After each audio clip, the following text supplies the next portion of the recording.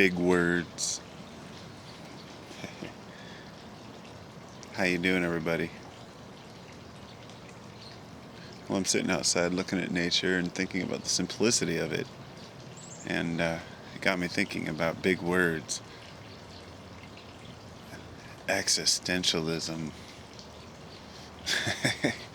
Let's think about a million big words and how people use them. I was just really wanting to just say that, just because a person uses big words doesn't mean that they really know anything. And what I mean by that is that often when I'll see a person listen to a lecture, let's say, by a person who seems very educated, they'll be able to come across very clear and concise as long as they use terminology that the people that they're speaking to can understand. Sometimes when a mathematician or a theoretician comes out and they try to talk to a group of people, it's difficult for them to convey their findings because they don't speak the language, so to speak, of society. They speak scientifically, so they hire people as spokespeople to do these things for them, such as covering the latest scientific discoveries and whatnot. Now, what I really wanted to cover here was how we see people as being authorities on subjects because they use big words or because they have a very vast education.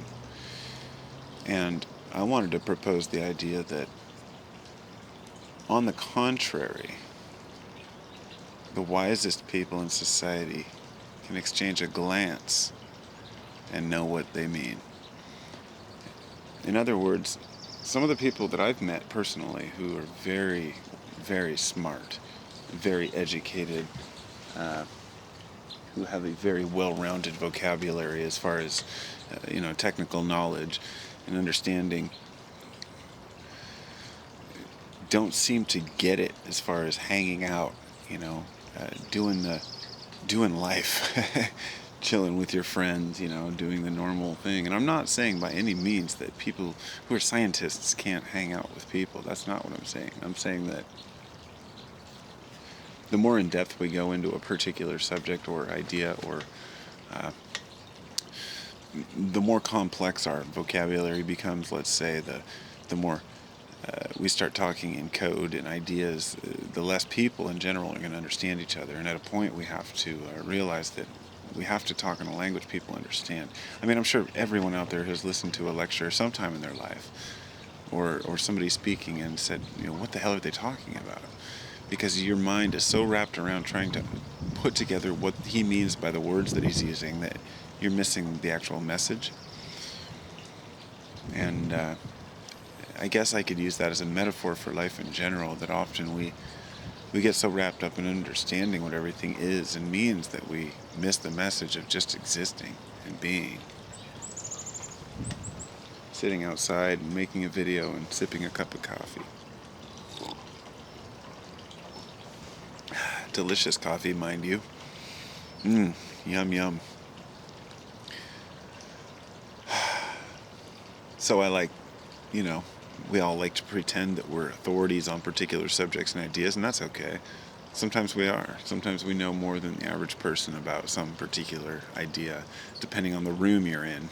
For example, if you're a rocket scientist and you're in a room full of just average Joes, they're not going to understand most of your science. But if you're in there with a 40-year elder rocket scientist, he's going to know more than you, and you're going to be confused about half the stuff. I think that the happiest people are somewhere in the middle. In other words, you don't want to be dumb, and that's obvious. We don't want to be stupid. The point I've been trying to make here is that we judge people often on their education or how smart they appear to be. I met some good old boys who are just awesome people, just phenomenally smart. And I've got, some of my friends that I've had in life have been horrible at spelling, at writing, at using grammar in general. And they're some of the most well-rounded, cool, trustworthy, awesome people ever. Not saying it's of course trustworthiness has nothing to do with education, but to a degree, less educated people have a harder time getting along with, let me try to word this without sounding, with more educated people who can't tolerate or put up with a person who they consider lesser than them.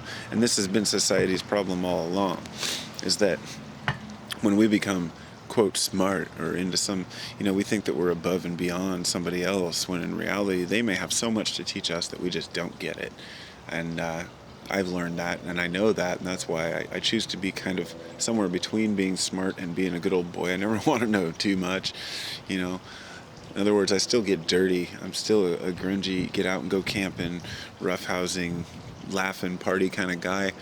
But I also like to understand how things work, so I can have a discussion with people when I, get into something, that I'm not just like talking about ATVs or television. It's I have interests that are wide, and that's my choice. So anyway, I hope y'all have a great day. I'm gonna hang it up now because my videos always get so dang long. I'm gonna try to keep them a little shorter. I think I've made my point pretty well, that we don't know who is going to be how smart. You can't judge a person by looking at them if they're smart or dumb. People are fooled constantly. You can put like I say, a good old boy, maybe that doesn't know anything about, anything about technology or science, put him in the right outfit in the right room, and everybody will think he's an authority. And likewise, you can take the, greatest scientific mind and put him in long hair and a tie-dye, and everybody will think he's a douchebag. And that's just how society is. So anyway, we can't judge people by how they look, but we also can't judge them once we get to know them just by what we think they know.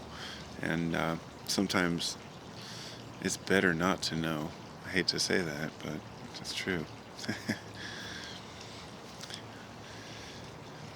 Hi, kitty. My cat just jumped on my lap. He's very needy. Take care of it, buddy.